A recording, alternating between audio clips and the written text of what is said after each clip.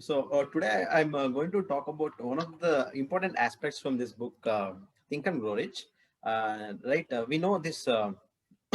Napoleon Hill has written 13 steps towards riches in this book, right? So I'm going to talk about the 11th aspect, that is subconscious mind, right? So we know we have conscious and subconscious mind, right? So and subconscious mind works day in and day out, right?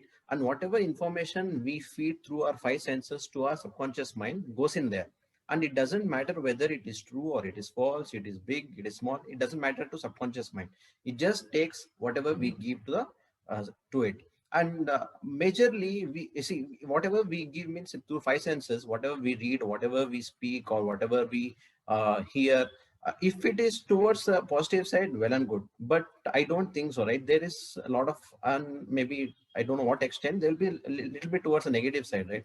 So the outcome also will be, you can imagine, because see, the author tells there is something called infinite intelligence, right? It can be called as the universe in other book, or God, whatever you tell. So the subconscious mind, whatever is there, the thoughts, if you have to convert into physical or monetary equivalent, it will talk to the infinite intelligence and then it will convert, right? Maybe it's money or any other equivalent, right? So we have to be very careful what we give to our subconscious mind. And we know that the emotions and feelings, right, it rules majority of the people. So the same rule is applicable for subconscious mind. This emotions and feeling, it majorly rules our subconscious mind. So when it comes to emotions, there are 7 positive emotions and 7 negative emotions, which Napoleon Hill tells, which we need to take care. Okay, so the positive emotions, definitely you can read it in the book. I am going to cover the 7 negative emotions, right? So I'll just quickly share it, and it's I hope it is self-explanatory as well. This one. Kiran, are you able to see? Yeah, yeah.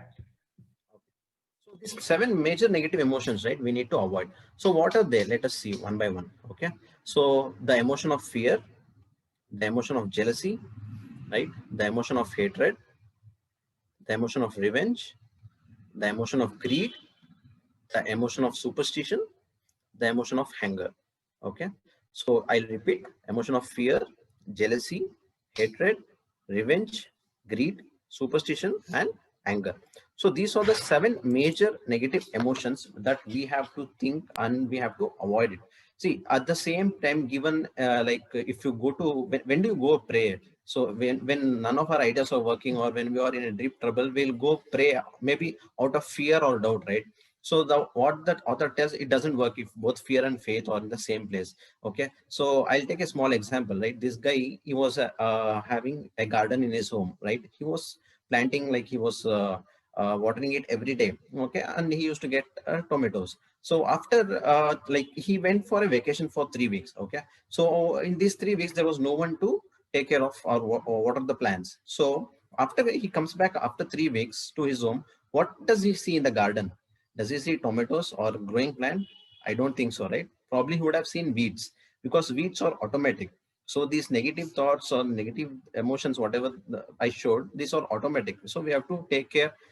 We have to install that like desire, faith, or positive emotions, which you can read in the this chapter, to our brain. At the same time, as I said, like if I give 1% poison, maybe in a glass of milk, right? If I give a little bit, okay, 1% of poison, do you think you will drink? Again, no, right?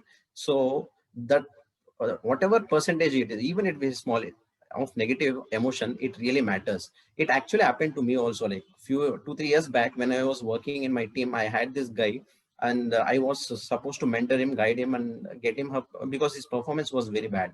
And I put so much of efforts, and the person who was helping me also, we put so much of efforts, but he couldn't perform. So over a period of time, I developed so much of hatred nets. So if I think of him, I used to get some impulsive thing, right? So because of that, at the end of the year, like our appraisal got impacted. Both that guy's, mine, and the person who gave, like everybody, like that environment became so much of hatred nets. We all got impacted because with this appraisal. So I now after I read, I thought, okay, I would have handled this in a different way.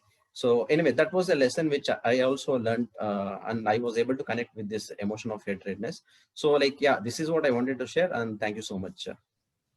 Thank you so much, Karthik. Those emotions are very eye-opener. I think few of the things what we feel it was in fact superstitions on one emotion which I didn't know where to keep it, positive or negative, I don't know. but actually when you read that book, it becomes a negative emotions, because most of the time the output becomes negative out of it when we don't put our common sense inside it. So amazingly covered, Karthik. I think there's a very deep emotions which the book covered, and yeah, if you know the background of the book, then you really appreciate the kind of summary the book has given for you. So thank you so much, Karthik, for sharing that emotions. Great. So